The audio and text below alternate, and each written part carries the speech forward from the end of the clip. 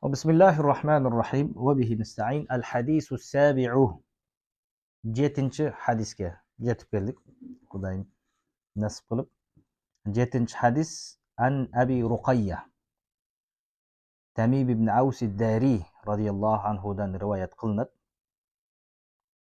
Бұл кіші негізі Тамим ибн Аус ад-Дари насрани болған, яғни христиан динінде болған. Бірақ Мәдинаға келіп мұсылман болған.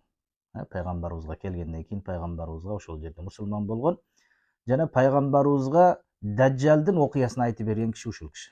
Яғни Тамим ибн Аус ад-Дари, Абу Руқайя Тамим ибн Аус ад-Дари ушул бул Даджалдың оқиясыны пайғамбарымызға келіп, өзү жана өзүнүн шериктери менен деңизде Даджалга жолугуп, ошондой болгонун айткандан кийин пайгамбарыбыз ал кишиден ушул окуяны угуп, жалпы жамаатка, сахабаларга ошол окуяны айтып берет.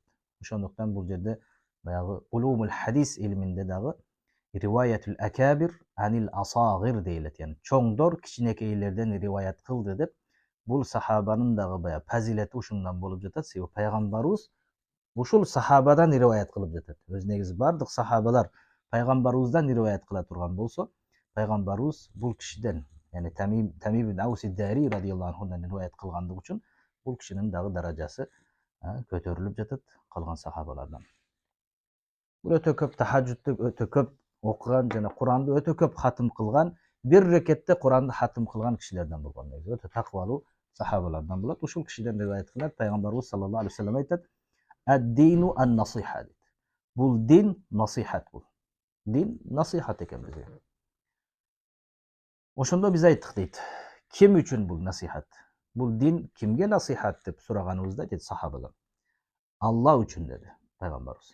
Эми бул жерде Кудай үчүн насихат дегенде кандай түшүнөбүз? Бул дин Аллах Таалага насихат, себеби Аллага ыйман келтирүү менен, Алланын барлыгына, бирлигине ыйман келтирүү менен ошол Кудай үчүн насихат болот. Аллах Таалага туура келбеген сыпаттарды Алладан алыс кылуу менен, Аллага эң жакшы улуу сыпаттардын баарын Аллага таандык кылуу менен Аллага насихат болуп эсептелет. Вали китабихи де жана Аллах Тааланын китебиге насихат деп айтылынды. Аллах Тааланын китеби дегенде бул Кур'ан Алланын сөзү деп ыйман келтирүүбүз менен, жана Аллах Тааланын келген Кураныда келген бизге насааттары менен, насааттануу менен, ушул Куранда келген аяттарды тадаббур эскерүү менен, ушул Куранда келген адептер менен адептенип, ага амал кылуу менен болот негизи. Жана пайгамбарыбыз үчүн насихат деди бул.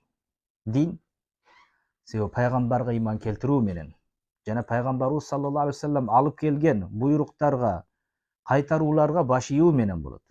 Жана жалпы мусулмандарга насихат делинде, жалпы мусулмандарга бул дин насихат дегенде, жалпы мусулмандарга, мусулмандын башчыларына, бул жакта вали айматил муслимин, мусулмандардын башчыларына баш ийүү менен, биздин башчыларыбыз бар, ошол башчыларга баш ийүү менен, аларга каршы чыкпоо менен, ошол бул насихат болуп эсептелет.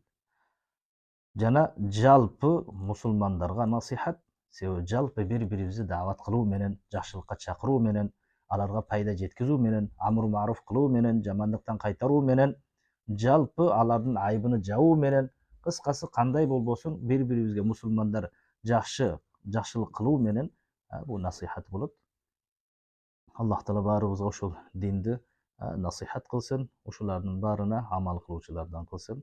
Валлаху а'лам bis-саваб.